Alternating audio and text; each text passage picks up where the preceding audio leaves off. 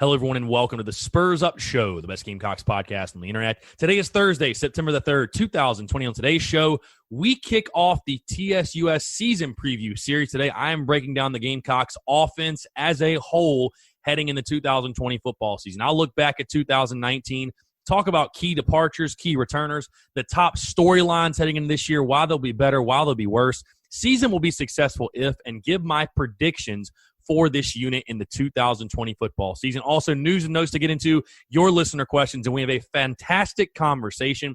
Connor O'Gara of Saturday Down South and the Saturday Down South podcast joins the show to talk about the Big Ten's incompetency, the SEC as a whole, his picks for the SEC, and obviously give his projections for South Carolina's 2020 football season. Before we get into everything, this is a podcast from you, our friends over at MyBookie. Guys, it's summertime. We're heading into football season, though, and at MyBookie, that can only mean one thing.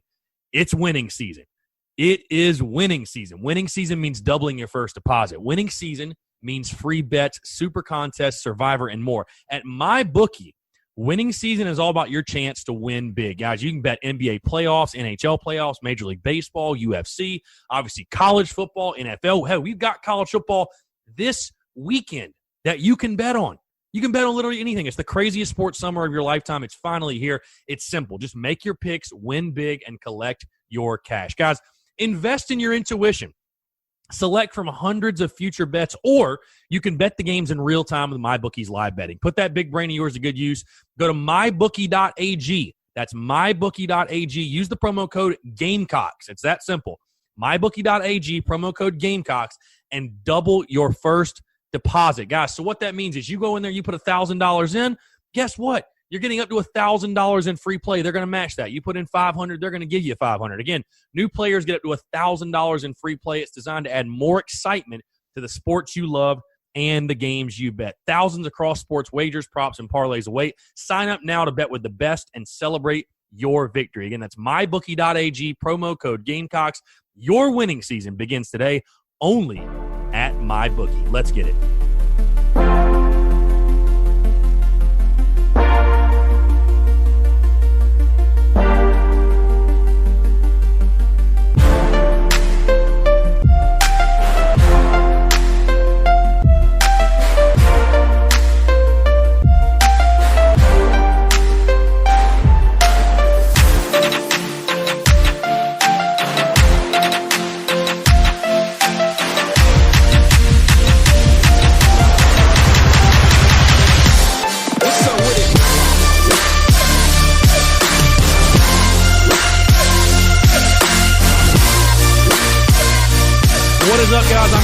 The Spurs Up Show, as always. Appreciate you guys tuning in. We have got a packed show. I'm very, very excited to kick off the TSUS Season Preview Series. Obviously, we went through the position units. We broke down all the specific position units. Now, we are breaking down the units as a whole in regards to offense, defense, and special teams. That is what we will spend the next week and a half talking about, amongst other things. I'm very, very excited. Appreciate you guys tuning in.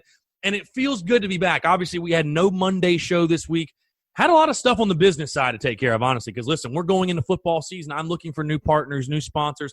We got a few of those coming. It's been very good, productive, and I appreciate you guys understanding, being patient with me, understanding that I have to take care of the business side as well. Listen, I wear a lot of hats. I got to do it all. So, hey, I appreciate you guys tuning in, but it feels good to be back. It feels good to be back. Guys, guess what? You know what else feels really good? Number one, it's September. And there is Gamecock football in September. Number two, you're listening to this right now. There's college football on TV tonight. Tonight. Is it Southern Miss, South Alabama, and UAB in Central Arkansas? Yes, but either way, there is college football being played on television tonight, and I could not be more excited, could not be happier. Let's all keep a little perspective, especially when you think about there were many times that I'm sure all of us at some point this offseason questioned whether we'd even get to this day.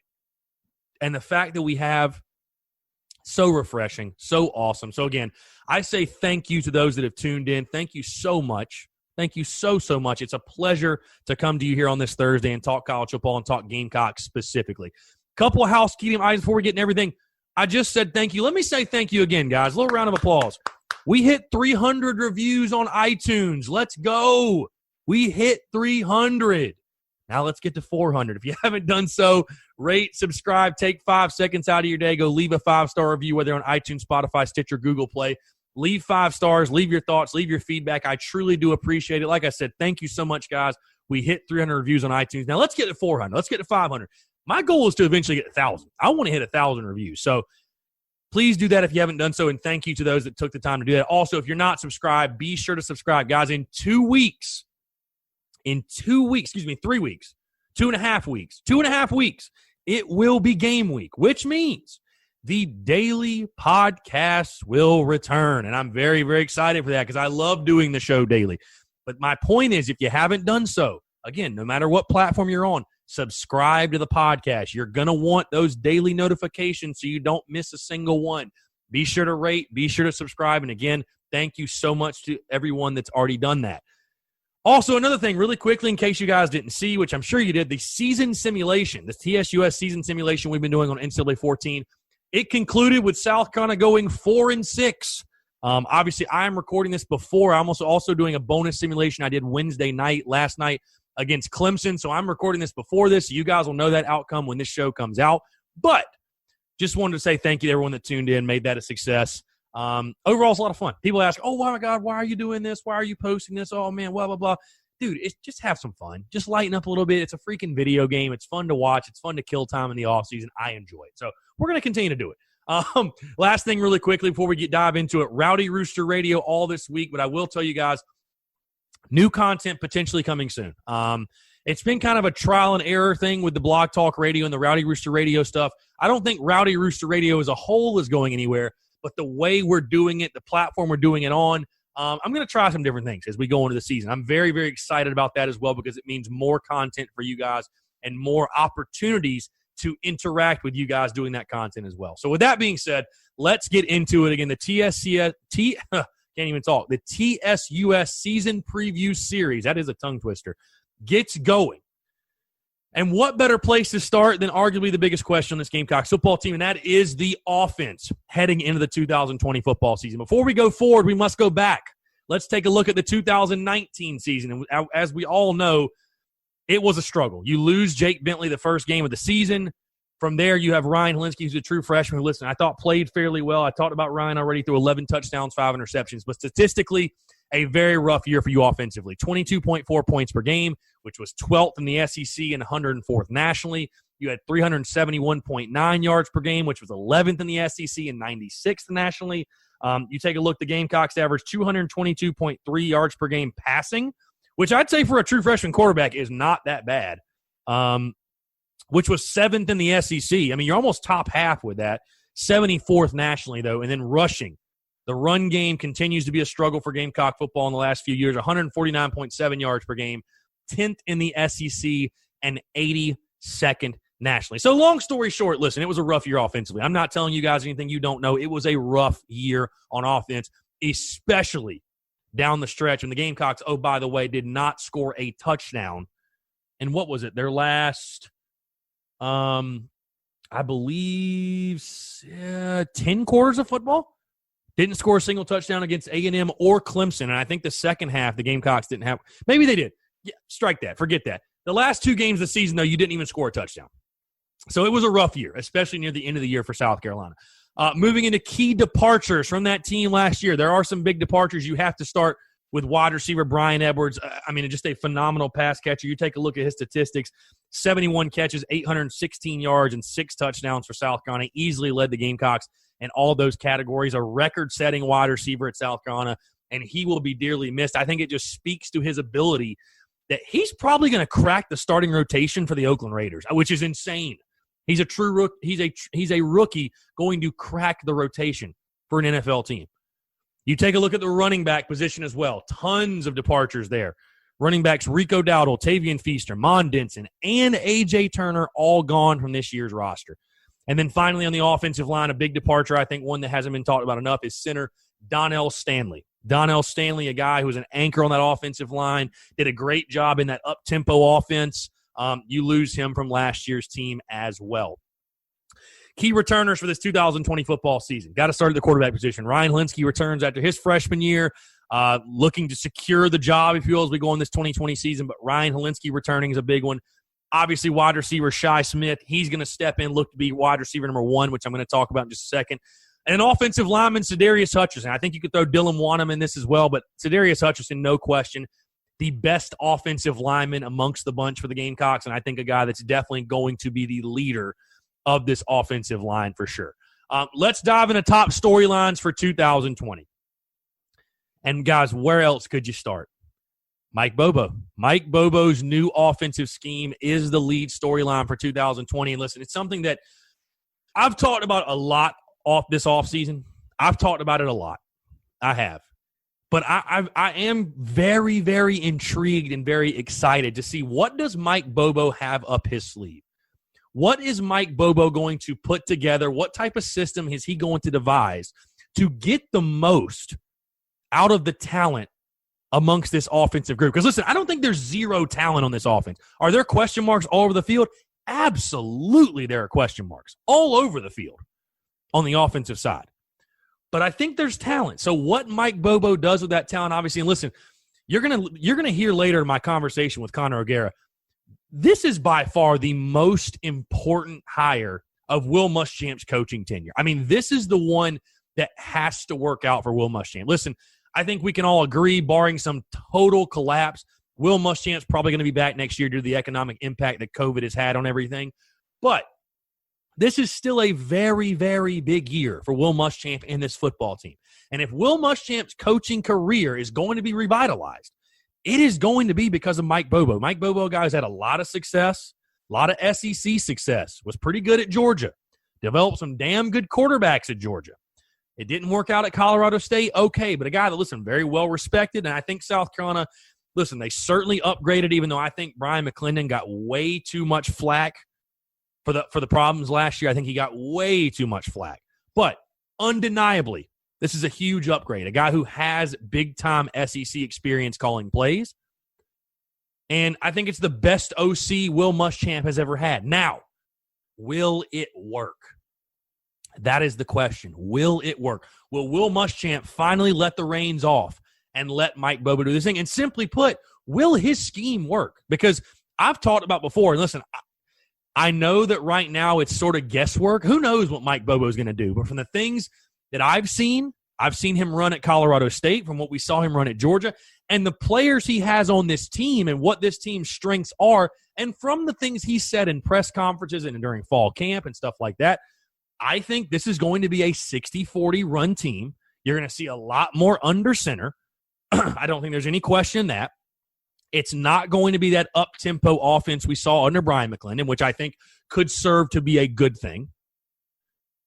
But I'm extremely intrigued because, listen, the offensive numbers have to improve from last year. There's no ifs, ands, or buts. They have to. If you're going to have the type of season you want to have, they've got to improve. You don't have a choice. Is Will Muschamp is Mike Bobo able to get the most out of the talent that he has on the offensive side of the football? It'll be very interesting to see.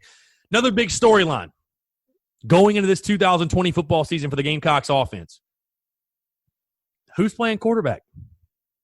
There's a quarterback battle. Whether fans want to admit it or not, there's a quarterback battle right now between the Colorado State transfer and Colin Hill and Ryan Helinski, who was your guy all last season. At this point, and I've told you guys before, and I think I said it on last week's show maybe, gun to head, if you ask me to put money on it right now, either side, I've got to go with Colin Hill.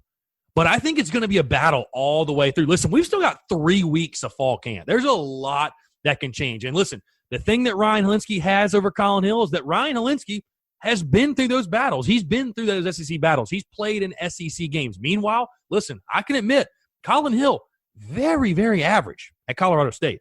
Very average. But you look at the other side, the advantage that Colin Hill has. He's been in this Mike Bobo scheme for 4+ years. And it's not an indictment on Ryan Helinski, but Ryan Helinski is drinking water out of a fire hose right now. He's learning a brand new system, brand new verbiage. Oh, by the way, he's getting those reps in this system. I mean, very limited reps that he will have once we get to the opening game. So, listen, I think the quarterback battle may be even something that bleeds into the season. Like, I'm not convinced that the guy that starts the season off as the starting quarterback is going to be the guy that finishes it. I don't know, but I think there truly is a quarterback battle. And again, you'd be foolish not to say that it's not a top storyline for this Gamecocks offense heading into 2020. Will it be Ryan Helinski or will it be Colin Hill? And listen, I want to say this and make this point very clear too. Guys, I would have never guessed we'd be having this conversation. I genuinely thought when Colin Hill was brought in, he would be brought in as a guy to mentor Ryan Helinski, to help out Ryan Helinski, because I agreed with you all.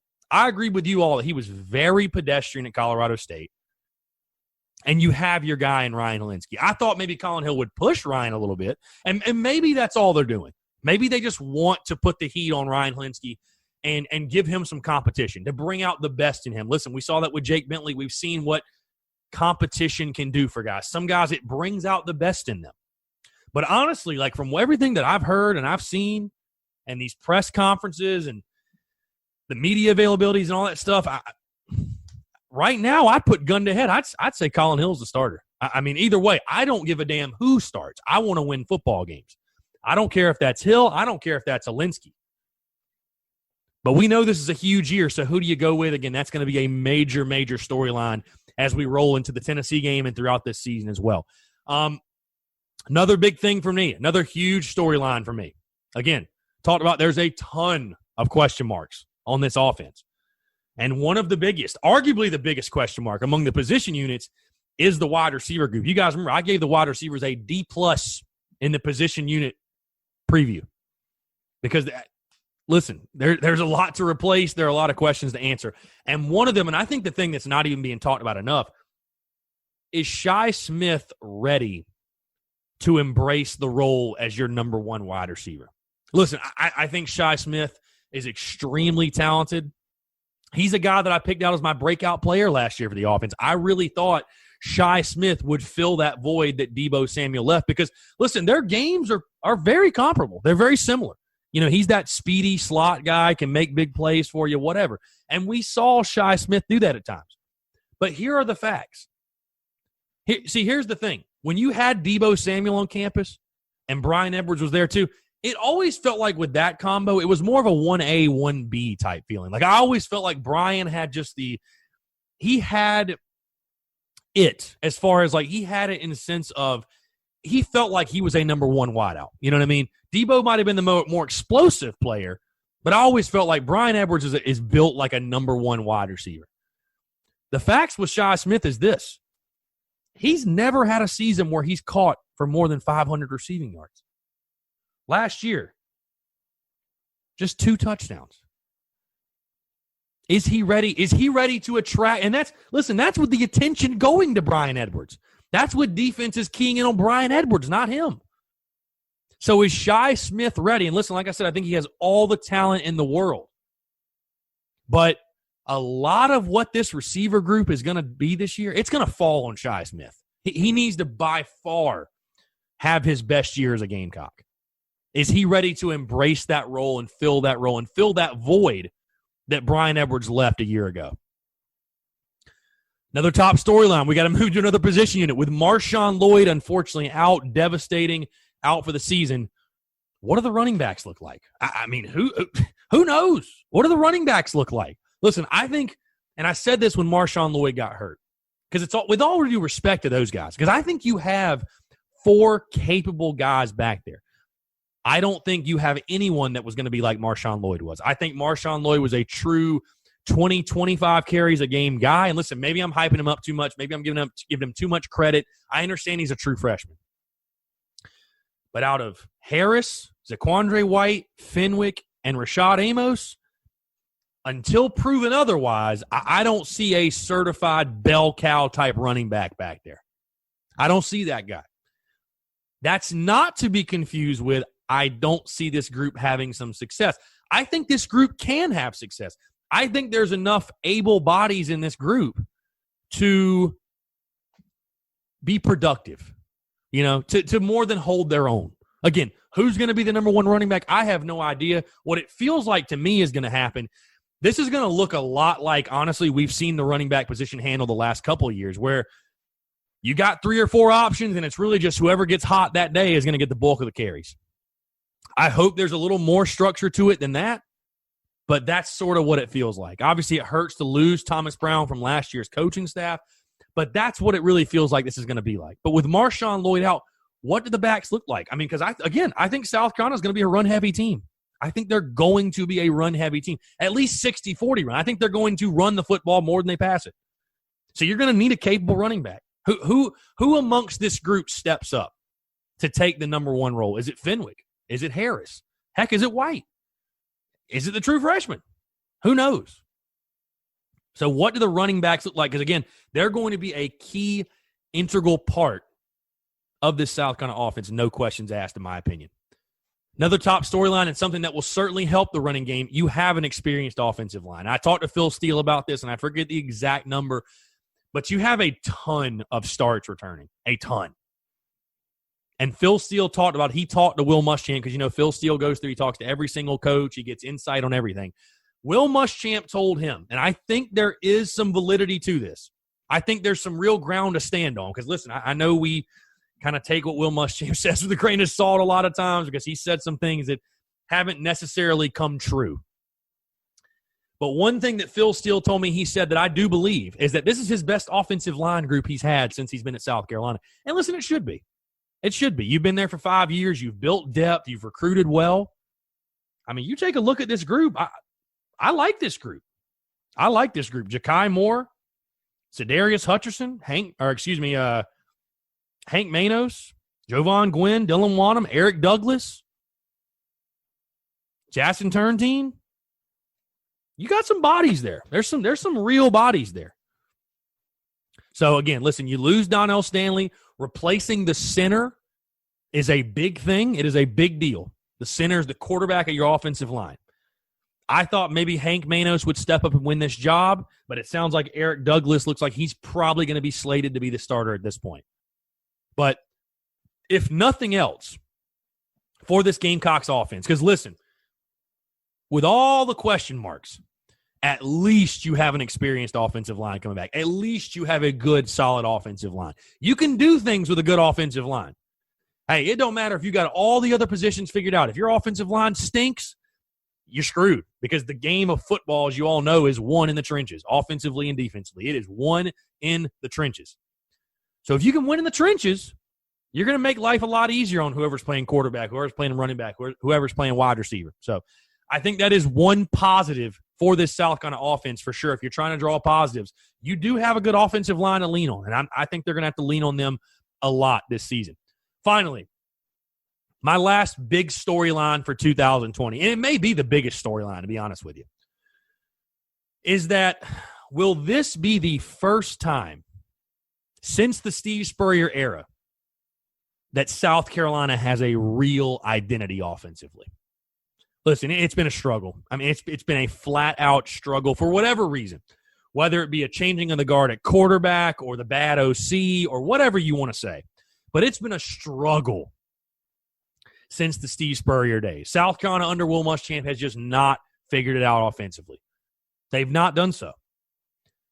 And the biggest thing you can always draw back to, and I talked about this with Mike Uva a few weeks ago, and I've talked with others about this offseason, but when's the last time you looked at a South Carolina football team or you went into a week, let's say you went into the game, and you're like, we're going to win because we're going to do this well offensively, or we're going to do that well, or, oh, my God, we're going to win this matchup because it's something we like to do in their week there. When's the last time you had that thought? I genuinely can't remember. I genuinely don't remember. I can't remember the last South Carolina team that had an identity since Steve Spurrier. Do we run it well? Do we throw it well? Who knows? Who knows? 1 week South Carolina's doing this. 1 week they're doing this. 1 week they're going 5 wide. 1 week they want to run the football every play. Will this be the first time in the Will Muschamp era that South Carolina offensively has a true identity where we can go in each and every single week? Listen, I'm not saying don't adapt. I'm not saying don't change up your schemes to who you're playing. But I think it is important, again, to have an identity, to know, hey, this is what our goal is in an offense. This is who we are as an offense.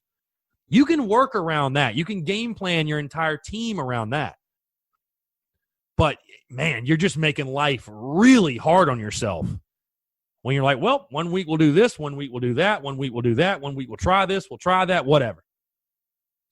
So under Mike Bobo, his scheme, will South Carolina finally find a true identity? Whether that be being a 60-40 run team, being a little bit more of a hybrid spread team, if you will, a team that throws the tight end a lot, a team that throws to the backside of the backfield a lot, a team that, whatever it is, will you finally see a South Carolina football team, a Gamecocks offense that finds a true identity? We'll see. All right, let's get into why they'll be better, why they'll be worse. And ironically, I want to start with why I think the Gamecocks offense will be better, if they are better, while they'll be better in 2020.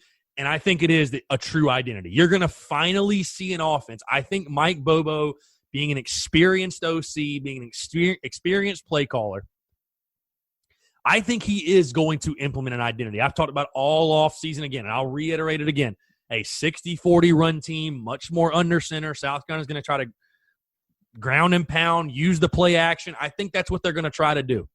And I think that's why they will be better, honestly. Because, again, when you can stick to something and you know who you are and you know what you identify with, it's just going to do wonders for you in the long term. Everybody gets on the same page. You start getting some consistency, if you will. You know, you start having some breakthroughs, some guys get familiar with the system, whatever. You're going to have a true identity offensively. And I think that is a reason. If the Gamecocks offense is better in 2020, I think that is why they'll be better. Now let's get into why they'll be worse. If they are, why I think the Gamecocks will be worse offensively in 2020. And this one's pretty simple, man. It's just the question marks. There are so many question marks, and the lack of proven playmakers on this offense, the lack of explosive playmakers on this offense. I mean, listen, you have to replace all the running backs you had. You have to replace Brian Edwards, which I almost would say he's underrated for what he did at South Carolina, which it feels silly to say he was underrated because he had a lot of recognition, but the dude was such a weapon. Such a weapon.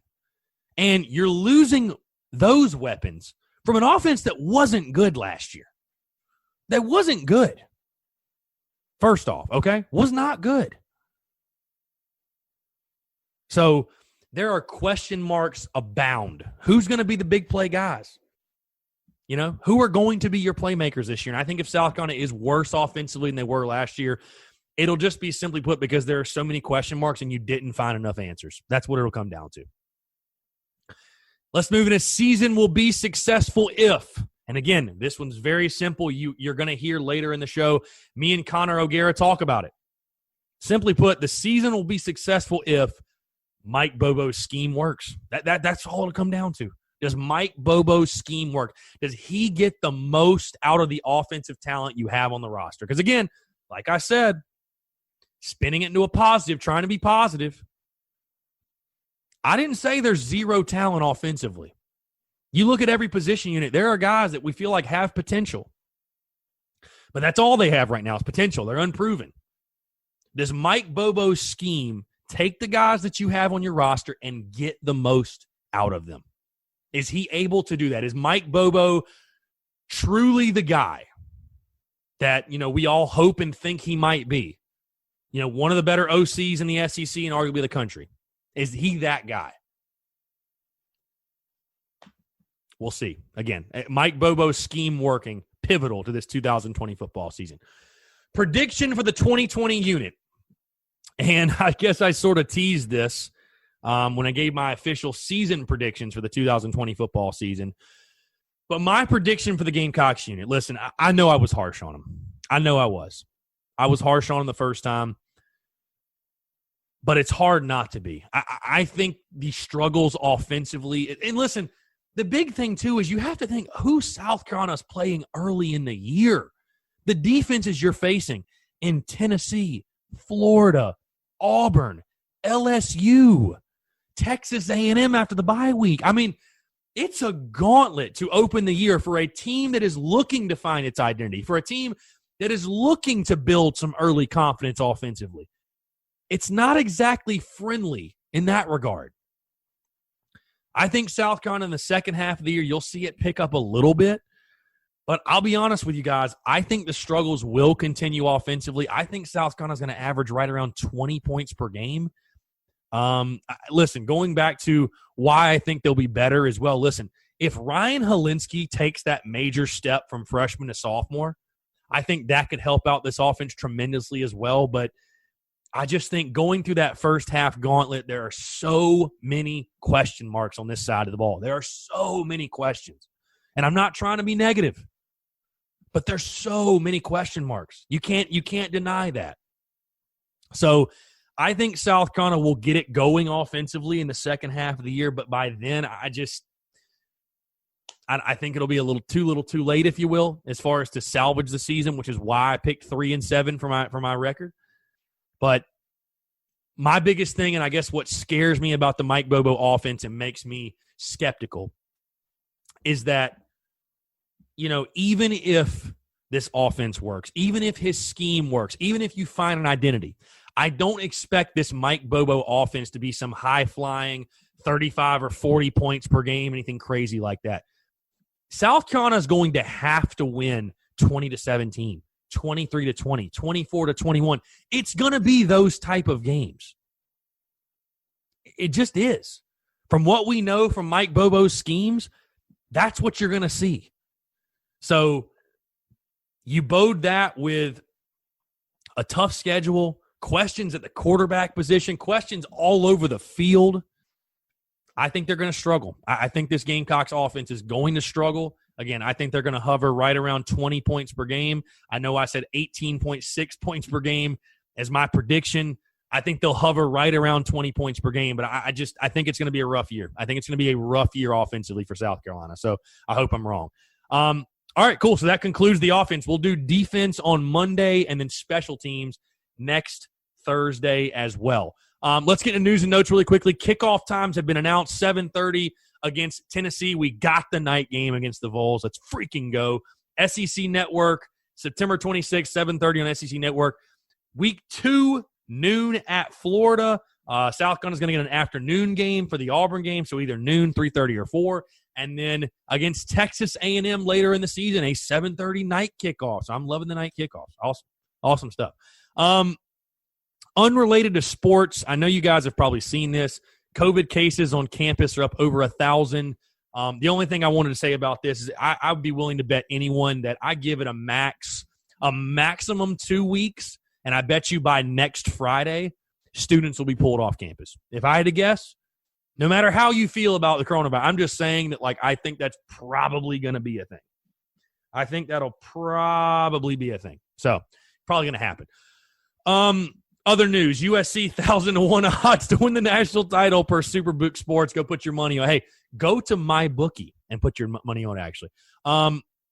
Also, another big thing relating to the offense, Will Muschamp naming his top 3 starting receivers. If the season started today, those guys were Shi Smith, Xavier Legette, and Jalen Brooks, the Wingate transfer. So there you go. Those are going to be your starting receivers if the season started today. So let's get in these listener questions, voicemails, and then Connor O'Gara conversation.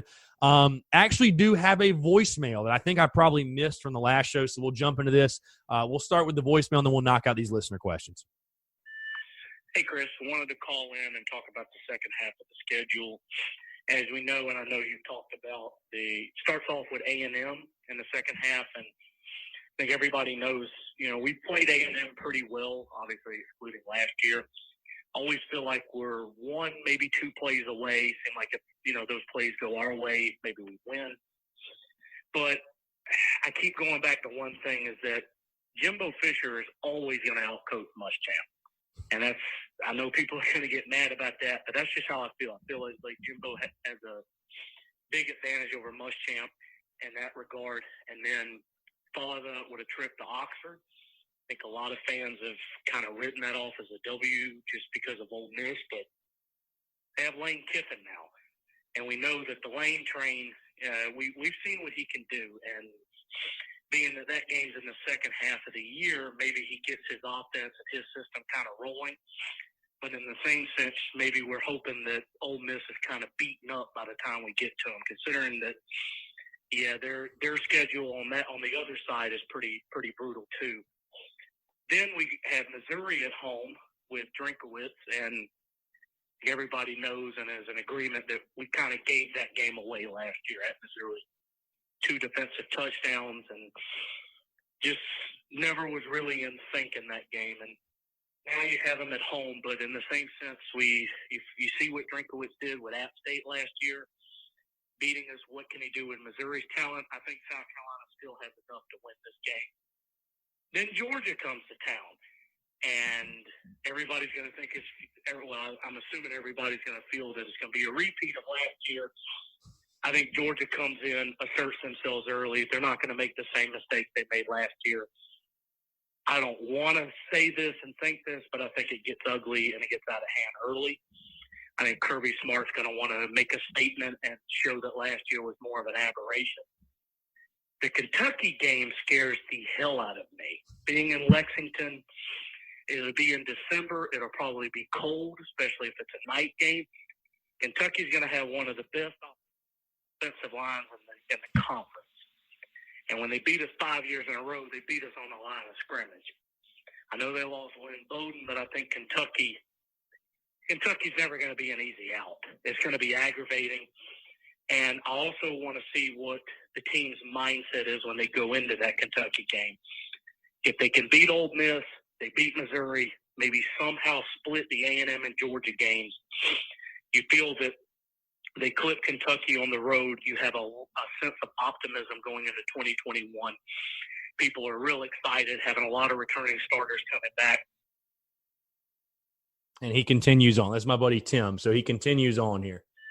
Hey, Chris, figured I'd leave a part 2 as I didn't know I ran out of time. I got cut off there. But I figure if you beat Ole Miss, you beat Missouri, you're able to clip Kentucky, maybe split the A&M and Georgia games.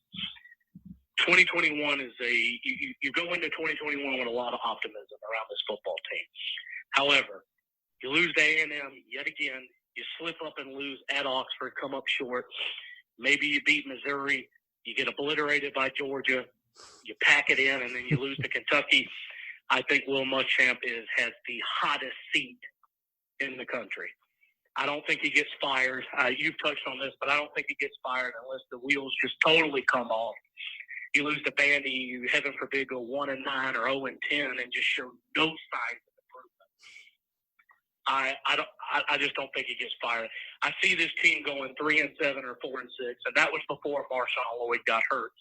I could also see it going 2-8, 5-5, but I think 3-6, 3-7, and 4-6 is where this team is at. The Tennessee Ole Miss games will really determine that, as you talked about. So, wanted to get that in there. Sorry for the 2-part voicemail, but want to get my thoughts in there. And hope you're doing well. Take care, man.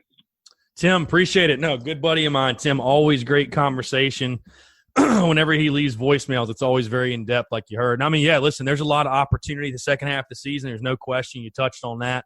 I know that we are on the similar side of things and as far as record. You know, I've got the Gamecocks going 3-7, and obviously you do as well. So, you know, I think you're – you know, I agree. I think 3-7 or 4-6 is right. That's right on the money with this team. I talked about with the Vegas line, the Vegas over-under at 3.5. I think it's right on the money. You know, until we see something else, to tell us otherwise, I think that is right on the money. I think that over-under 3.5 is right on the money for this football team. And I pray that we're wrong, but I think it is. Again, like you said, there's a lot of opportunity. You think about the Georgia game. You think about the A&M game, even the Kentucky game. I know people don't want to give Kentucky credit, but Kentucky is going to be a good football team this year. They're going to be a good football team, period, point blank. So, you know, you can win some of those late if you can take care of Mizzou and Ole Miss too. I think even if you can just beat Mizzou, Ole Miss, and Kentucky and win those 3, you know, you're setting yourself up for the end of the season, again, to be positive. You'd be winning 3 of your last 4. You know, it'd be a solid way to go into 2021, but I could see it going the other way as well. Agree with you, Tim. Appreciate the voicemail. Let's jump in these listener questions really quickly. Thomas_Brady_H. Night game equals home field win. Noon game equals home field loss. Let's go. SEC East, we on the way. I'm assuming you're talking about the Tennessee game, which, hey, I'm hoping the night game helps. I know it's going to be different at Williams-Brice, only 20,000 people in there, but hey, we love a night game either way. I'll take it. Krusty Andy, who gets us the most touchdowns this season? I think this is a really good question. Who has the most touchdowns for South Carolina? I mean, I got to go with Shi Smith. I mean, you have to think Shi Smith's going to have the most. But then again, maybe a running back does. Heck, I don't know. But the most proven offensive player, the most proven offensive playmaker on this team, I got to go Shi Smith. I have to go Shi Smith here. Austin20_. How do you think running backs perform with the loss of Marshawn Lloyd? Like I said earlier, I think there's enough serviceable guys back there to, again, be solid for you, to be productive. But I don't think any one guy in this running back group is Marshawn Lloyd, is going to fill that void left by Marshawn Lloyd. So, again, I think you have enough options back there to be productive at the running back position. We'll see, though. I am Kale. Do you truly think a run-heavy scheme will be the way to go for the Cox this season? I think so. Listen, I think you can get to 5-5 running a run-heavy offense, being an efficient offense, not turning the football over, not making mistakes, and setting your defense up to make big plays and make big stops and putting your defense in good positions. I think you can go 5-5 and do that. I genuinely do probably think with the lack of offensive playmakers, that probably is the best way to go this season. Last one, Cody Hall 5.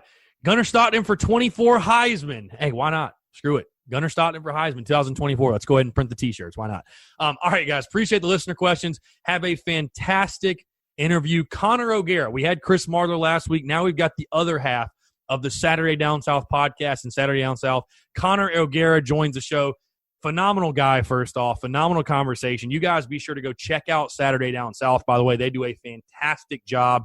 And like I said in the beginning, we talked about a little bit of everything, from the Big Ten to the SEC to South Carolina. We really covered it all. So sit back, relax, enjoy this interview, this conversation. It is brought to you by our friends, once again, over at MyBookie. Guys, listen, football's upcoming. At MyBookie, that can only mean one thing. It is winning season. Winning season means doubling your first deposit. Winning season means free bets, super contests, Survivor, and more. At MyBookie, winning season is all about your chance to win big. Guys, you can bet anything. Bet NBA playoffs, NHL playoffs, Major League Baseball, UFC, college football, NFL, whatever it is. You can bet whatever. The craziest sports summer of your lifetime and fall of your lifetime, I might add, is here. Guys, it's simple. Make your picks, win big, collect your cash. Invest in your intuition. Select from hundreds of future bets, or you can bet games in real time with MyBookie's live betting. Guys, put that big brain of yours to good use. Go to mybookie.ag. Use the promo code Gamecocks. That's mybookie.ag, promo code Gamecocks, and double your first deposit. Guys, new players get up to $1,000 in free play. Like I said in the beginning, if you only want to put in $100, guess what? They'll give you a free $100 to play with. $250, they'll give you $250. $500, they'll give you $500. $1,000, they'll give you $1,000. It's that simple, guys. It's designed to add excitement to the sports you love and the games you bet. Thousands of cross-sport wagers, props, and parlays await. Sign up now to bet with the best and celebrate your victory. Again, guys, that's mybookie.ag, promo code Gamecocks. Your winning season begins today only at MyBookie. Enjoy this conversation with Connor O'Gara of Saturday Down South.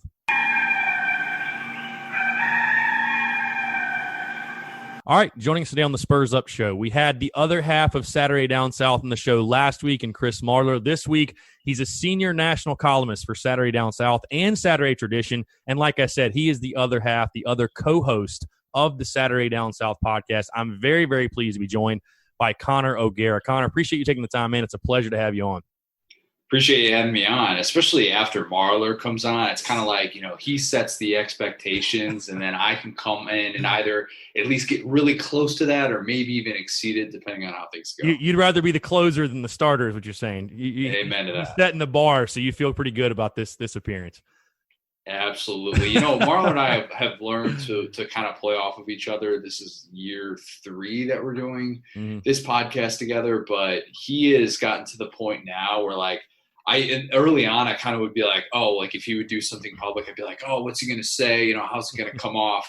And now dude just goes on like radio shows across the country, crushes it, and knows so much about SEC football. I mean, he is an encyclopedia. When we get to do our Just Met More games all the time, just baffled at some of the stuff that he's able to come up with. So yeah, it's been fun getting to do that, but always fun to be able to follow him up. Yeah, no, you guys are a great duo. And like I said last week and stressed last week, for anybody listening, if you haven't done so, go check out the Saturday Down South podcast. Go follow Saturday Down South. I want to start with you, Connor, not on South Carolina, because obviously we're going to talk a lot about the Gamecocks, but you cover a lot of Big Ten. And I was thinking about this yesterday, just scratching my head. What is the Big Ten doing? I mean, what are they thinking right now? Because to me, it's baffling that they still haven't reversed this decision to play football this year. Obviously, I think the Pac-12 is out. I think the Pac-12 doesn't really care that much about college football. But the Big Ten, and we saw the backlash when that announcement first came out. We kind of all know the story to this point, that the Big Ten sort of thought everyone would follow their lead, and it obviously turned out that was not the case. But, you see Central Arkansas and Austin, PA play over the weekend. I think Central Arkansas had their COVID test. Everybody came back negative. You're going to see college football all this weekend from smaller conferences. Do you think the Big Ten's going to turn around? Because to me, like I said, it's just baffling. I have no words for it. I can't believe the Big Ten is still kind of dragging their feet on this one. I've said it a lot these past few weeks or so, but so much of this has been about optics. And that's the frustrating thing for college football fans, is we don't want to hear people making these huge, unprecedented decisions based on optics. We want them to be based on science or facts, or look, they point to this study and they say, this is exactly why we made this move, when, we're seeing all these different opinions from the medical experts across the Power 5 conferences. And that is why the SEC and Big 12 and ACC have continued forward with this season, because they have gotten the A-OK from their medical experts to be able to do this, whereas the Big Ten said, you know what, myocarditis, we just can't push forward with that right now. And it scared them. And it's not that, this isn't serious. This is a pandemic. This is 180,000 people who have died in this country from this. But this is still something that we're still trying to figure out new information. And it was strange to see the Big Ten make this decision that was so unprecedented at the time when, you go back to the scheduling stuff. When they announced the conference-only schedule, and Kevin Warren is under the impression that everybody is just going to follow in the Big Ten's footsteps. And that sort of happened in a way, but at the same time, it was like, oh, so you're just going to go off and do your own thing. Like, that's how this is going to work.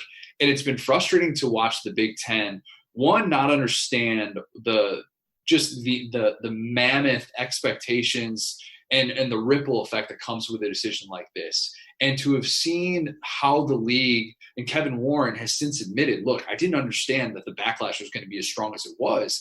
And seeing the way that they have sort of tried to cover their tracks a bit, make it look like they're still trying to get a fall season going, and still kind of not, they're on the phone with President Trump and they're doing this and they're doing that.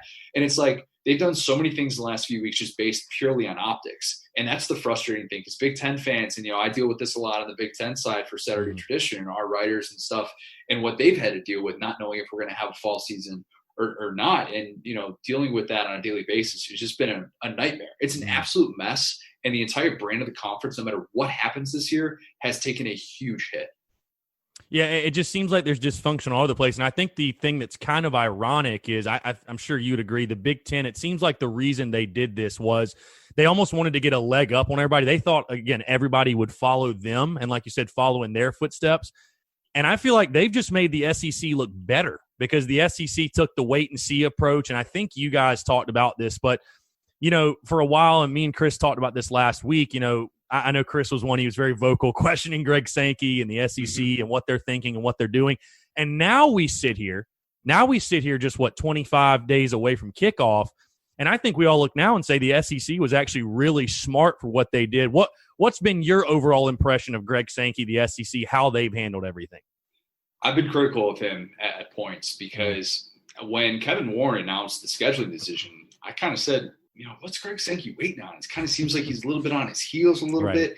And then with the release of the schedule and the way that whole thing was handled, the news dump feel of it. Yeah. Gosh, it was brutal. And you're like, what's going on, man? Like, is he just getting pulled in too many different directions? And you take a step back and you take a breath and you realize this is someone who understood, when we get kids back on campus, this entire conversation is going to change. And there's going to be a lot of very knee-jerk reactions when that happens, with cases like UNC and Notre Dame and Alabama, where you see, and South Carolina, where you see these high numbers on campus, and you're like, all right, well, what are we going to do with this? We're supposed to have a game played on Saturday.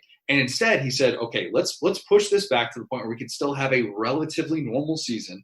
September 26th start date. You can kind of get a feel for how this is going to go when kids are back on campus. Maybe we've changed things. Maybe we've had kids in quarantine, or maybe these athletes are getting a pseudo bubble, so to speak.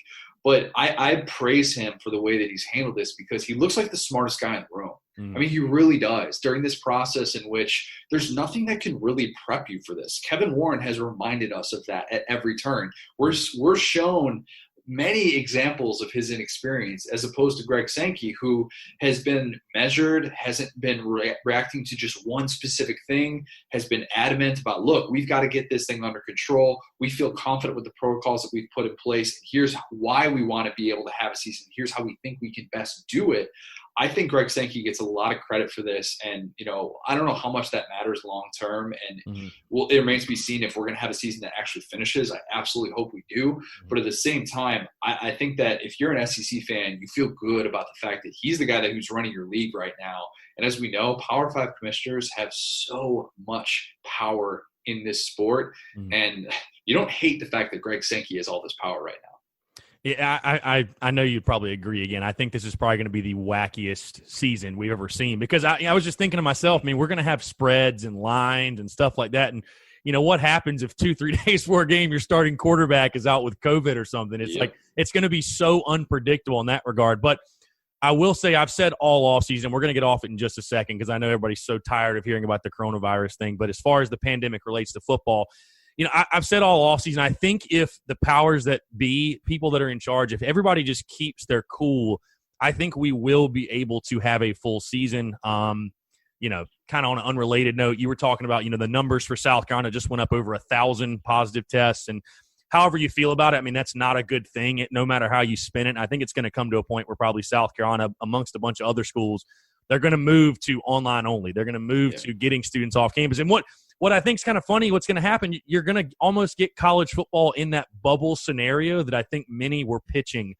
before the season. I know it's impossible to necessarily put college kids in a bubble, but, I was talking to somebody else about this. I for one, would be all for the kids getting off campus and it just being the athletes there, because you're going to eliminate so much risk that these football players have of getting the virus, and us getting through a season, successfly, if you will. So that's the hypocrisy, though, right there, is that university presidents who have tens of billions, that's billions with a B, worth of endowment that they got to worry about.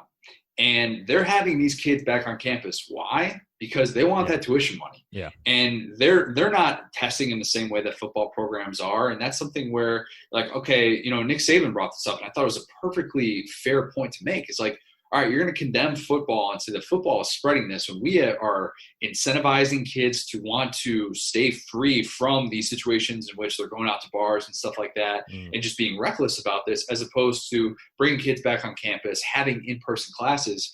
When I've been saying for a few weeks, like, it seems like a pretty easy concession to make, to just be like, hey, fall athletes, y'all can take online classes. You're good. Joe Burrow didn't take a single in-person class in his 2 years at LSU. I understand he's a grad student, but at the same time, it's like, what are we doing here by pretending that college athletes are normal students when there are so many ways that they've been able to get resources that show that they are not normal students? They aren't. They just aren't. That's reality. So I question why these programs haven't gone off and said, you know what, you're a college athlete. We need to make sure that you are able to honor your scholarship in the best way possible, and we want you to be able to play your sport. And to do that, we're going to try and do the best possible measure. We're going to try and put the best possible measure in place to be able to put you in sort of your own little bubble and try and have you not deal with these in-person classes, because that's where I feel like they could have made this change a little bit ago, and they weren't necessarily willing to do that. Like, you had Ole Miss linebacker Momo Sanogo, who in that Washington Post story comes out as like, man, what are you guys going to do about the fact that I've got 4 in-person classes this week, and I've got, the kid who's sitting right behind me who's been going to the bars all week? Like, I can go into quarantine and be shut down for 14 days just because of that. And that's why this thing is so tricky, and it's going to be so tough to monitor, because there are still those variables that we have to deal with. Yeah, and I agree with you. There's really no excuse not to do that, in a sense. I mean, look what we're doing right now. It's 2020. I mean, it's just there's no excuse not to do it. So let's get on the field, Connor. Let's get off of the not so much fun stuff to talk about. Let's get on the field, and I want to start first Before we get into South Carolina, one more thing. I want to go overall SEC, your projections. I want to know East and West, who you've got winning the East, winning the West, SEC champion. I know Florida has been the sexy pick this offseason, but obviously with the additions to their schedule, things kind of change that. And in the West, I mean, I would say you're not wise to bet against Alabama, but, hey, maybe is this Texas A&M's year? You know, I was talking to Marler last week. Reese Davis having A&M preseason ranked 4th in his poll. And, I mean, A&M's getting a lot of love either way. They're getting a ton of hype, and justifiably so. You can definitely make a case. But just really quickly, your rundown of the West, rundown of the East, and who is your SEC champion? Can I say something real quick on it? Oh, go ahead. Yeah, for sure. I've said this before throughout the offseason. Marler has heard me say this stat like probably 20 different times.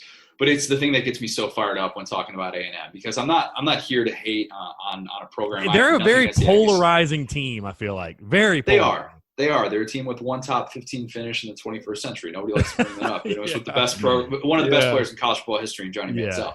But the thing that frustrates me about A&M is because, like, so I see a ranking like Reese Davis, who I respect everything that Reese Davis does. My wife wants me to look like Reese Davis. I'd be lying to you if I said I wasn't wearing these glasses in part to look a little bit like Reese Davis. But putting the Aggies at number 4 after a year in which they had 5 games against top 15 teams who finished in the top 15. Right. That's 300 minutes of football. They led for 7 minutes and 42 seconds of that time. Look, if you're a team that's, you know, you've been right there, you've been in the national championship conversation, I get that. We're talking about a team with, again, one top 15 finish in the 21st century, and it was with Johnny Manziel. So that's why I can't quite get there yet. When we saw last year, they just were not on the same level as those elite teams, and we saw it. I mean, they got blown out against LSU. You know, I know against Clemson, they played Clemson tough or whatever early in the season, but they still were not able to do much of anything offensively. So that's why I can't get there with A&M. I don't have A&M winning the West. I have Alabama still winning the West. That's cliche. That's boring. The overlooked thing with Bama is that this is a team that prior to last year had never started more than one true freshman in the front 7. And at the end of September, they were in a place where they had to start 4 true freshmen in the front 7 after losing the likes of Dylan Moses. LeBron Ray went down in the South Carolina game. He was really, really coming on strong. He had a hit in that game that was just unbelievable that you should go back and watch. It's incredible. But they have so much talent returning just from injury alone in the front 7. And then, you know, you've got guys like Shane Lee and Christian Harris that got meaningful experience for that group last year. So that's the reason that I think that Alabama's defense, while it might not necessarily look like 2012 Alabama or anything like that, I think that makes Alabama the favorite in the West and in the SEC in general. Again, that's boring. If I'm picking a team in the East right now, I'm probably going with Florida. Now, I say that before we know about there could be more opt-outs on the way, which would not surprise me at this point. There could be more positive COVID tests. That pick is subject to change. And while I do actually have a little spoiler alert, got Georgia beating Alabama. Don't tell Marler I said that. That game, I still haven't even told him that, so this is going to be breaking news to him. But I do have Florida coming out of the division as of right now, just because I like so many of the pieces that they have coming back on offense. I think Trayvon Grimes is ready to be a star in this league. I am in the pro Kyle Trask camp. I am not necessarily buying into all the pro football focus talk about how he can't throw the deep ball, about how he doesn't make any big-time plays. I think he adjusted really well into Dan Mullen's offense, and having a full offseason or whatever this is, to be able to do that, I think he's going to be much better, especially with an offensive line that last year was not very good at Florida, and they still managed to have a team that lost their starting quarterback in September and won a New Year's Six Bowl. I think Florida's going to be really, really good this year. The schedule is tough. There might be an East winner that loses 2 games. I don't think the SEC champion is going undefeated this year. I think we can roll that out. I think even Alabama loses a game. I think in a year where you have to play 10 conference games, nobody is going to be lucky by winning the SEC this year. It's not going to happen. You're facing 10 of 13 possible SEC teams. So I think it's going to be great to watch. I'm so excited for the 10-game conference schedule. I'm a big fan of this. And while I don't necessarily think it's realistic, I would love for the league to get to a place like this moving forward where they do want to incentivize those more conference games. Yeah, I'm the same way. I mean, I was talking again to Marler and other people about this. I'm thinking to myself, how are we going to go back to – I don't want to go back to Cupcake Weekend. I don't either. Like, it's going to be great matchups every single week. And like you said, the SEC is just going to beat up on each other. I mean, it's funny. We've seen the arguments from different fan bases, and maybe some valid, some not. I mean, you could say there's some teams that got screwed in the scheduling, and then a team like Georgia who added Arkansas, Mississippi State. But when you're playing 10 of 13, exactly, everybody's schedule's hard. There's no really getting around it.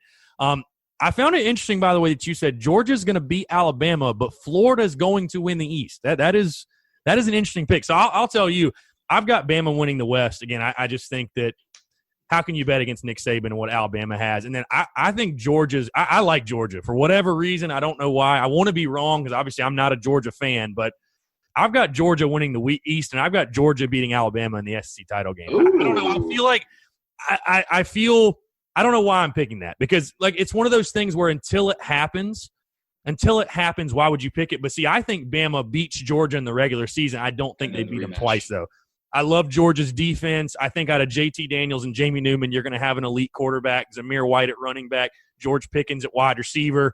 This feels like one of those years for me. If Georgia doesn't get it done this year, I mean, I feel like we say that a lot about Georgia. If they don't get it done this year, when will they get it done? But I don't know. I think Georgia's offense, if it comes together, their defense is just going to be scary. I mean, their defense is going to be one of the best in the country.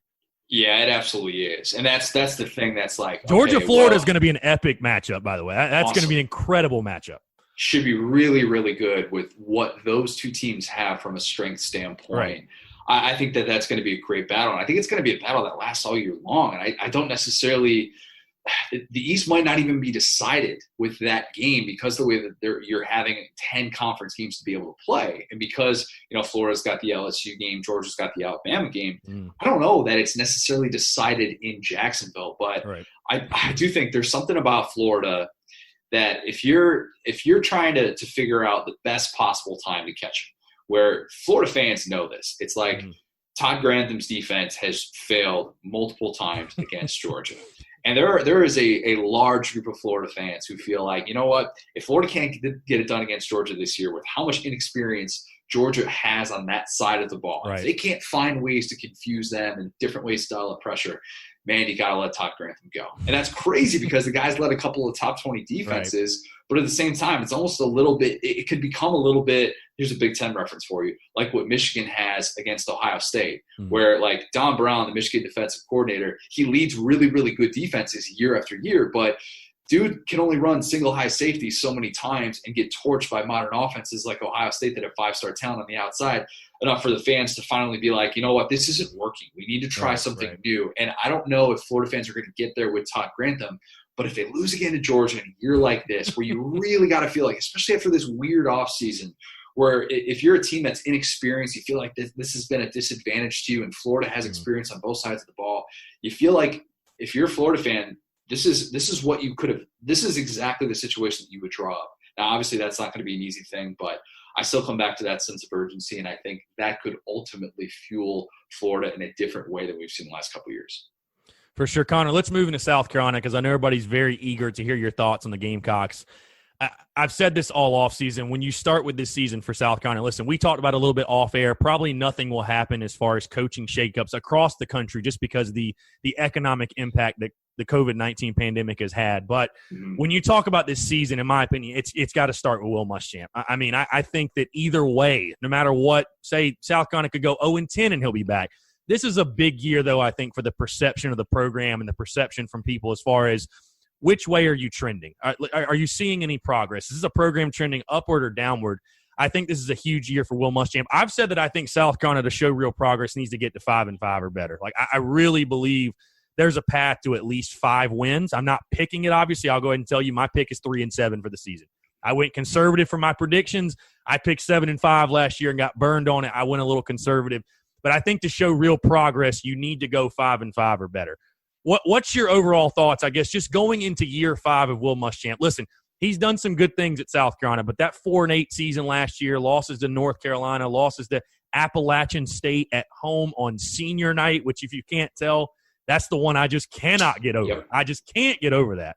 But either way, that season has a lot of people scratching their heads. I mean, it kind of feels like what happened at Florida is happening again. Obviously, you bring in Mike Bobo, who I want to talk to you about in just a second. But your overall feelings on Will Muschamp going into year 5, what do you need to see from him just as a head coach and from this program for you to feel good about that he'll be the head coach in, let's say, 5 years?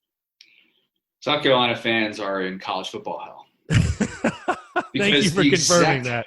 The exact scenario that you just brought up, if he goes 5-5, Ray Tanner's just going to extend it even more. Yeah. And that's maybe worst case scenario, because then you're in an even deeper financial hole. And if you don't think he's the guy, I don't think any long-term decision should be based on a year like this. And I say that for Derek Mason. I say that for Gus Malzahn. I say that just because even coming into the year, I felt like I had a very distinct kind of, this is what Will Muschamp needs to do to show that he's worthy of getting another year and not forcing Ray Tanner to pay that $12 million buyout or whatever it is these days.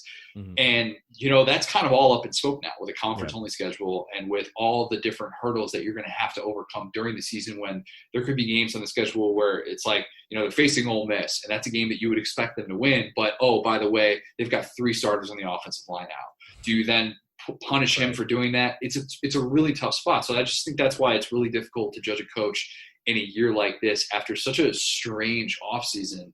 And, I get where South Carolina fans are coming from, because let's be honest, if his buyout was a penny last year, he would not still be the South Carolina coach. There's just no way.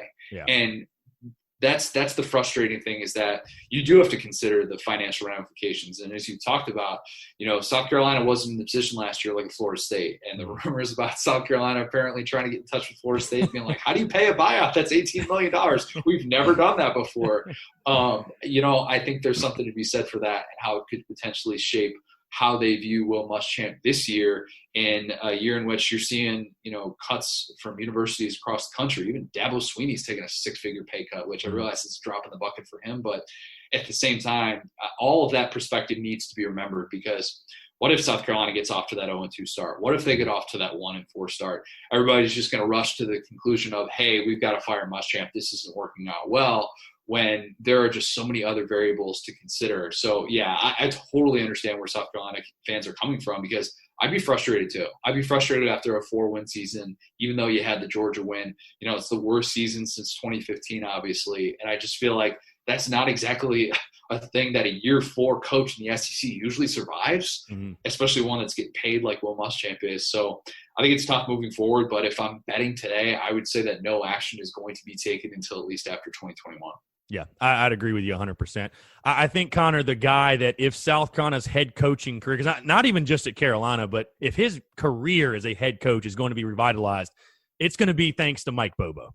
We all know his defenses have been, I would say at South Carolina, they haven't been quite as good as I would like, but his defenses have been solid. It's all about the offensive side of the football. Yeah. Mike Bobo comes in, obviously. You talked about with Georgia, and I think that's the intriguing storyline with South Carolina too, is these schools that are breaking in these new offenses, not getting really – you maybe got half a spring ball. You're getting a weird fall camp. And for South Carolina, I talked to Marler about this. The thing that I hate about the new schedule, which I love this all-SEC schedule, but the thing I hate, with the old schedule, South Carolina kicked off with Coastal Carolina, ECU, Missouri. You kind of eased into it, right? You got a couple of weeks to get your offense rolling. No, you got Tennessee week 1 and at Florida week 2. There's no easing into this. Talk about just your overall thoughts, though, on the Mike Bobo hire. What are you expecting from his offense? Again, because I think this is the most important coaching hire of Will Muschamp's coaching career. Absolutely. And it was weird because I remember when the Bobo news broke, we were doing a live podcast at College Football Hall of Fame in Atlanta ahead of the SEC Championship. And we had Georgia fans who were in the crowd that day. And they're like, we missed out on Bobo. And there was like one South Carolina fan in the room or something like that. And I'm like, wait a minute, there's suddenly a bidding war for Mike Bobo. Like, where are we at right now where teams are that desperate and they feel like that is such a big time ad? Because, I wonder about these coordinators, and Chad Morris kind of falls into this camp as well. These coordinators who had pre-playoff era success. Mm-hmm. And I wonder how much has the game adapted to them, and how much has, we've just seen so many of these offenses to now they're the norm, and offenses that can spread you out and do some different things. What was once kind of sort of revolutionary and a little bit on the cutting edge is now just very much like what you prepare for on a weekly basis. And I'm not saying that Mike Bobo can't succeed, but I do have a little bit of that concern about a guy who didn't really have a whole lot of success at Colorado State from an offensive standpoint. And I understand part of that is Colin Hill and all the injuries that he dealt with. I think that's the question that I have, and especially these first few weeks with that schedule so daunting. You're talking about if they do have those early struggles, is there going to be that friction with Will Muschamp and Mike Bobo where obviously I think Muschamp wants Ryan Helinski to succeed. I absolutely do. I think that so much of this, like getting away from this cloud of you can't coach quarterbacks, is dependent on Ryan Helinski working. And is there that friction early on, especially against those two really good defensive minds to start off the year, where Mike Bobo was like, I just want to get my guy in there. I want to get the grad transfer in there, the guy who knows the system. And is there this kind of tipping point with that quarterback room and how that's all handled? Because that, to me, could determine what South Carolina's season looks like. It could determine what their upside is. Is there going to be this patience with Ryan Helinski in this offense, or are they just going to pull the plug on him immediately and feel this sense of urgency to go with a Colin Hill? I don't know, but I think that Bobo is so important for this moving forward. And I agree with you 100% that I think this is going to kind of be the hire that defines Will Muschamp's tenure. Connor, it's funny you bring up the quarterback situation, because I'll tell you right now, it's every single day I feel like I'm back and forth. But right now I would tell you, I think gun to head, if I had to put money on it, from everything I've heard, seen, whatever, I would probably bet on Colin Hill to be the starter right now. Yeah. I think that, with the experience he has in Bobo's system, and like you're saying, you just can't afford to come out and not run 100% of the playbook. I want to get your overall take, though, on the quarterback position, because I know Ryan Helinski is a guy you guys have talked about a lot on your podcast and your content, stuff like that. And I think all South Carolina fans, and probably just fans in general, want to see Ryan succeed because of his background, his family stuff that happened.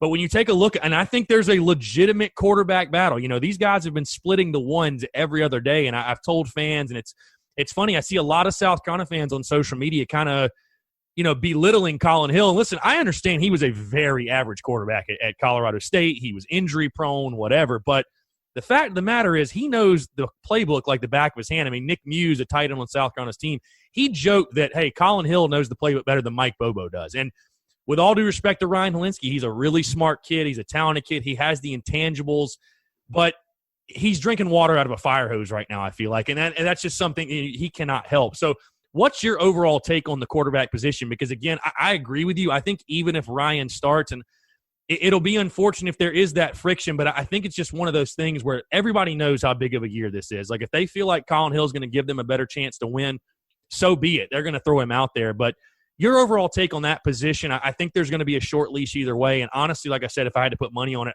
I would probably put Colin Hill as the starter today. And that would be such an interesting peek inside the dynamics, right? Because I felt like at times Will Muschamp was too loyal to Jake Bentley. He really wanted Jake Bentley to be able to work and just to be finally the guy to say, hey, look, I actually know how to develop a quarterback. And I think a lot of that still exists with Ryan Helinski. And if I'm betting, and you follow the team so closely, obviously, and you've got a really good feel on that as well, I'm giving Helinski the slight edge until we're sort of told otherwise, because I sort of feel like Colin Hill was brought in to be like, hey, if there's like first 3 games of the year, it's just not working. It's just not working in this system. That's when you bring in a Colin Hill and you say, all right, run the offense. You need to be on the sideline to sort of mentor a young quarterback in Ryan Helinski, because let's be honest, I mean, the decision-making is not there yet. And it isn't for most true freshmen in the SEC. It wasn't for Bo Nix last year. I thought he made some horrible decisions. I think he's getting way too much hype in the offseason when there are a lot of questions about him, by the way, with a new offensive coordinator as well. But I think with Ryan Helinski, we need to see that learning curve early. And it's got to be that clear separation of this kid is getting it. He is making that year 2 step, because that friction is going to exist. And I think it's going to exist potentially throughout the year if both of them can stay healthy. Now, if one of them loses the job, I mean, I assume they'll just go line up at receiver and do what kind of South Carolina quarterbacks do. But I don't know how that really impacts, what exactly they're going to be able to get in terms of production out of their starting quarterback. It's a very interesting dynamic to watch in Columbia. For sure. Let's move to the defensive side of the ball, Connor, because I feel like if South Carolina does have that season I was talking about, 5-5 or better, they're going to have the best defense they've ever had under Will Muschamp at South Carolina. I mean, you have to like what they have. I mean, listen, you lose Javon Kinlaw, you lose DJ Wonnum, you lose TJ Brunson, who I think was a very underrated player there in the middle, a true leader on that defense. But, you have to like Zach Pickens. You think about Jordan Birch filling in where Wonnum was. You have one of the best duos at defensive back in J.C. Horn and Israel Mukuamu. And I've said this all offseason. It's not necessarily a slight, but just listen, I know the defense was put in bad positions last year because you were just so bad offensively, and it's crazy. I'm a big preseason magazine guy, Connor, and I got the Athlon magazine, and one of the stats, they have their favorite numbers. One of the stats that jumped out at me is South Carolina was first in the SEC as far as tempo goes. They had 20 seconds between plays, and that was first in the SEC. Well, you obviously know the problem with that is when you're not scoring a bunch of points or getting a bunch of first downs, your defense is gassed. I mean, your defense is going to be gassed 24/7. So, listen, I know the defensive numbers last year suffered because of that, but South Carolina, I don't think they finished higher than maybe 50th nationally in defense. And to me, I could almost say, listen, when you hired Will Muschamp, you knew offense would be a struggle. You knew that was going to be something you were going to have to work out. But defensively, I mean, going into year 5, you should be expecting this defense, in my opinion, to be a top 3-4 in the league, a top 25 defense nationally. I mean, maybe I'm overshooting, maybe I'm a homer, but I'll just ask you the overall outlook of the defense. And to me, will it be an indictment on Will Muschamp as a coach if he can't get this defense to perform at an elite level in year 5? So I think that it should be in contention for the best defense at South Carolina. That 2017 group, I believe, finished 25th nationally. Great with takeaways. Fantastic. Yes. Yeah. That is what they did extremely well. And you saw, I mean, when they took over in the Outback Bowl, they were a force on the stretch. I think being one of the top 3 or 4 units in the SEC is so challenging. And I think that, you look around and you're like, okay, well, you've got Georgia, you've got Alabama, even Kentucky. I mean, Kentucky's defense should be really, really good with all that production back after they had a top 15 unit last year. But, I mean, I think we're at the point now where the pieces should be in place. And I say that despite the fact that you lose to Javon Kinlaw, who was South Carolina's best defensive player since David Clowney. I mean, at least in that conversation. But I like the fact that you've got 2 guys who you feel really, really good at the cornerback positions. And I think J.C. Horn, despite the fact he doesn't have the interception numbers, I think from a coverage standpoint, he's tremendous. And I think he's a guy that you can put on a number 1 and you can just say, go take care of that. Because South Carolina is going to see some really, really good receivers this year, even though they don't have to see Jamar Chase anymore with him opting out. But I think that that's a really good place to start. Where I'm fascinated by is in the front set. Because I want to see Zach Pickens and Jordan Burch and how those guys really, really develop. Because Pickens on the inside last year, you don't really expect true freshmen to line up in the SEC on either side of the ball, offensive line or defensive line, and just take over. And he wasn't necessarily that guy. But if he makes that big year 2 jump and he becomes, a potential all-SEC guy, that changes things for them. Now, Jordan Burch, I would set the expectations relatively low just because of how weird this offseason's been. Somebody who arrived late, maybe the fact that there was a pandemic kind of changed, maybe not as many guys getting ahead of him on that learning curve because he wasn't going to be an early enrollee anyways. But I think that he's going to be used a little bit more in that spot, where, we're talking about a buck linebacker, somebody who is not necessarily an every down type player just yet, but a physical freak and somebody that Will Muschamp knows, I need to get this kid out there. I want to make sure that people are seeing him and people are seeing a glimpse into the future. If Pickens and Burch look like the real deal this year, that's what's going to change this group, and that's what's really going to allow them to take that next step and to be one of the best units in the SEC.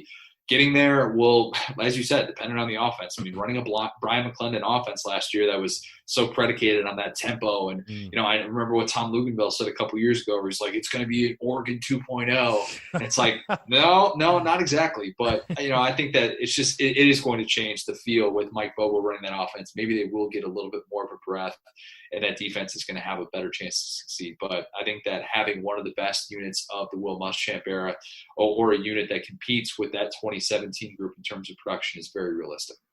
Yeah, I mean, you mentioned Burch and Pickens, and, I would say that's why you recruit 2 5-star guys. Those are your gym. Yep. They've got to pan out for you. So we talked a lot, or at least about the early part of the schedule. And listen, we're just over 3 weeks away from kickoff, which it almost feels surreal saying that, honestly, 3 weeks away from kickoff. But anyways, I want to talk about that first game with you really quickly and just lock in on that one, the Tennessee game. I think one of the most intriguing, if not the most intriguing matchup of the opening weekend. That one, and I think Auburn and Kentucky are without a doubt the top 2 games. But South Carolina, Tennessee, night game at Williams-Brice Stadium. I think it's a really big game, Connor, for both programs. And when I gave my predictions and overall outlook for this 2020 season, I said that it's South Carolina's most important game of the year. I just think to wash out that nasty taste from 2019, to set the tone for this year, get things going just on a positive note. And like I said, for both programs, I think, because one of the big things I think for South Carolina is South Carolina, at least it told itself, when Steve Spurrier came to South Carolina,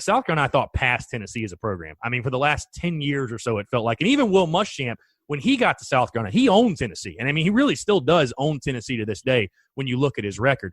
On the other side, you've got a Tennessee program that obviously we all know what they're trying to do with Jeremy Pruitt, get back to what they once were, compete with the Georgias and Floridas, be in that upper echelon of the SEC East. So I think for both sides it's very, very important. And it's a coin flip type of game. I think you're seeing that with the Vegas spread. Your overall outlook on what looks to be one of the best matchups of the SEC schedule week 1? I agree that it's huge for South Carolina to get off on the right foot, to open up with a statement after the way that last year ended, and with all the questions surrounding Will Muschamp's future, it would really do him well. We talk about how those narratives can follow you for 8 months during an offseason like this, I guess a 9-month offseason. But I do give Tennessee a slight edge just because the matchup that I would worry about for South Carolina is Jeremy Pruitt with all that time to prepare with that defense that looked much better in the latter half of 2019, part of which was schedule-based, but they just got better. They just learned how to actually tackle. They were gap disciplined. They had guys like Henry Tioto step up, as a true freshman. They do have to find those edge rushers. Losing a guy like Darrell Taylor is going to be tough, but that is a team that is recruited extremely well, and especially on the defensive side of the ball, that I think that given what South Carolina has on the offensive side, where we're talking about a new look group that's going to be going through a bit of a transition, the loss of Marshawn Lloyd, but we don't know necessarily if we can expect Ortre Smith in the opener as well. And just all those moving pieces on offense for South Carolina. I tend to think that Tennessee is able to sort of keep them at an arm's length. Now, I do think it'll be a really good close game. It could be like a 1-20 type of deal, something like that. But I gave Tennessee a slight edge. But that's the type of game where if you want to change perception, you've got to be able to, if you're Will Muschamp, because you've seen Tennessee kind of, pass you up from that point since Jeremy Pruitt's coming to the conference. That's the type of game where you're like, from a recruiting standpoint, you want to be able to win that and just show, hey, look, they're not passing up Tennessee in the way that some are kind of calling out right now. So from an optics standpoint, I think that's one that he would definitely be in sitting in much better position to be able to get in week 1. No, for sure, and I agree with you 110%. I've got Tennessee winning the game 23-17, but I think it's a 23-20, 24-21. I think it's a coin flip type of game that way for sure. Defensive battle. We've talked about the first game, so you got South Carolina starting 0-1. I know you're doing your crystal ball predictions for the Gamecocks. Just give your overall outlook. Again, I've got South Carolina at 3-7. Marler felt like I was being a little harsh, but I can admit to everyone again, I'm going a little conservative. I mean, I'd maybe pick 4-6 if I wasn't being conservative, to be honest with you. But I've got 3-7 right now with wins over Vanderbilt, Missouri, and Ole Miss. And I'll even tell you, I'll be honest, I think the Ole Miss and Missouri games in the back end of the schedule scare me. I sent a video to a buddy of mine. I was, hey, look at this. Barrett Salesia said Ole Miss is the most underrated team in the SEC. Doesn't bode well for us. So it's just like the last thing I want to hear right now. But you got the Gamecocks starting 0-1. Just give your overall outlook. If you had to give a record projection right now for South Carolina, what would it be? It's between 3-7 and 4-6. And there are a couple of things that I'm still trying to play out in my mind just because, I as of right now, I have those same exact wins that you have. I feel like we've agreed a lot on this. But the Ole Miss thing, I'd feel a lot better if I knew that John Rice Plumlee was going to be the guy. But it kind of seems like Matt Corral is going to be starting at Ole Miss, and that frustrates me as a big John Rice Plumlee supporter. I think the kid is absolutely electric, and I just want to see what he can do in a Lane Kiffin offense. But as of right now, that's kind of where we're looking because they would have to go out and get a game like either Texas A&M or Kentucky would be the two ones that I think that can happen. But if we're talking about those games, because those are both late in the year, correct? Yeah, Kentucky's the last game. A&M is week 7, I believe. Yeah. So if they come off the bye and they face a team like A&M, or maybe if A&M's already out of contention, here's the thing that people aren't necessarily talking about. If we get to this week 6 point and there's all of a sudden opt-outs at programs that are out of it. That's a good point. In a year in which eligibility doesn't count. Eligibility is just like, hey, it kind of is what it is at this point. if we do see guys that are just like, you know what, I'm gonna take a back seat, and I don't think that's going to be SEC wide where that's going to start happening everywhere. But could a team like A&M, which has high preseason expectations, be impacted like that? Could that be a game where later in the year South Carolina is able to get that because they've got guys who have a foot out the door to the NFL draft or something like that? Then I think that's realistic. Or those are the potential swing games where I think there are certain games where like I don't care how many guys test positive and go in quarantine, like South Carolina is probably not going to beat LSU. Like no. I wouldn't necessarily bank on that happening. Sure, but I think an A&M or Kentucky where you kind of wonder where they're at from a depth standpoint, if they could be hurt and if South Carolina can catch them on the on the right week, that's the type of swing game that's going to be so crucial. So yeah, I mean I agree with you with 3-7 prediction for the year, but obviously that's really subject to change, and expectations are so fluid this year in this very, very strange college football season we're about to embark on. Yeah, I think the swing games, and I talked about this before, I certainly think, and maybe I guess many teams could say this, but the swing games are going to really decide South Carolina's fate. There's a lot of games in there that, it's funny. We, kind of moving on to a different subject, but you talked about Kentucky. It's so funny. I think most South Carolina fans still believe that you should never lose to Kentucky in football. I mean, I'm one that low-key thinks that, but people have to understand what Mark Stoops has built. Me and Marler talked about this on the last show, that you have to respect what Mark Stoops has built, man. They have a culture there. They get their guys in there. You get Terry Wilson back. That's going to be a good football team. So I definitely think the swing games like a Kentucky are going to determine, if South Carolina gets to that 5-5 point, they're able to win a few of those swing games. I wouldn't want to get Kentucky early in the season. I have Kentucky beating Auburn in that season opener. And, people are going to be surprised with this. I know you were as shocked as I was when that opening line came out and it was Kentucky plus 11. That's an insult. That is an absolute insult. I would have jumped all over that. I'm a big Kentucky believer, and I have been for a bit. Getting to, we've been able to interview Mark Stoops a couple times on the podcast and stuff like that. And, we've been able to kind of get a feel for their program. Cash Daniel's been really good to us the last couple of years here.